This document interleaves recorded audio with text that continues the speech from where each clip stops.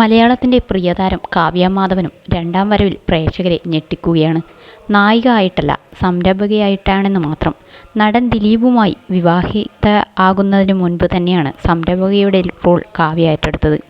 എന്നാൽ സിനിമയിൽ നിന്നും പൂർണ്ണമായി മാറി നിന്നതിന് ശേഷമാണ് ആ റോളിൽ കാവ്യ സജീവമാകുന്നത്. തൻ്റെ വസ്ത്രസ്ഥാപനമായ ലക്ഷ്യയുടെ സ്ഥിരം മോഡലും കാവ്യ തന്നെ.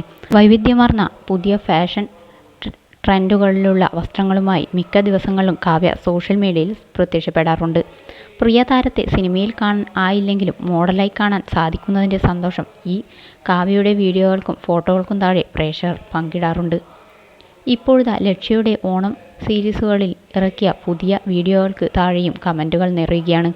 കാവ്യയുടെ സൗന്ദര്യത്തിന് അന്നും ഇന്നും ഒരു കോട്ടവും തട്ടിയിട്ടില്ലെന്നാണ് ആരാധകർ കുറിക്കുന്നത്. മലയാളത്തിലെ ശാലീന സുന്ദരി ഇമേജ് ഇപ്പോഴും കാവ്യയ്ക്ക് തന്നെ അവകാശപ്പെട്ടതാണെന്നാണ് ചില കമൻറ്റുകൾ. അതേസമയം പതിവ് പോലെ തന്നെ കാവ്യയെ അധിക്ഷേപിച്ചുകൊണ്ടുള്ള കമൻറ്റുകളും പോസ്റ്റിന് താഴെയുണ്ട്. മഞ്ജു വാര്യരെ ബന്ധപ്പെടുത്തിയാണ് കമൻറ്റുകളിൽ ഏറെയും. എന്തൊക്കെ കാണിച്ചാലും കാവ്യയെ ആരും ഇഷ്ടപ്പെടുന്നില്ലെന്നും മഞ്ജു വാര്യരെ ചതിച്ച ആളെന്നുമൊക്കെയുള്ള കമൻറ്റുകൾ.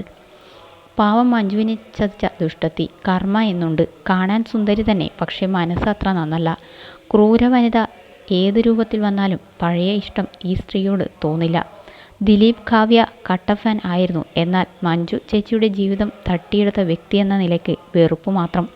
കാഴ്ചയ്ക്ക് എങ്ങനെയാണോ അതിനേക്കാൾ ദുഷിച്ചതാണ് ഇവരുടെ മനസ്സും ചിന്തയും എന്നൊക്കെയാണ് അധിക്ഷേപ കമൻറ്റുകൾ.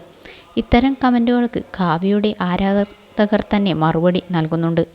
മറ്റുള്ളവരുടെ കുടുംബകാര്യം നോക്കാതെ സ്വന്തം കുടുംബം നോക്കി ജീവിക്കുന്നുവെന്നാണ് ആരാധകരുടെ കമൻറ്റ്. അതേസമയം പതിവ് പോലെ തന്നെ കാവ്യ ഇത്തരം കമൻറ്റുകൾക്കൊന്നും മറുപടി നൽകിയിട്ടില്ല.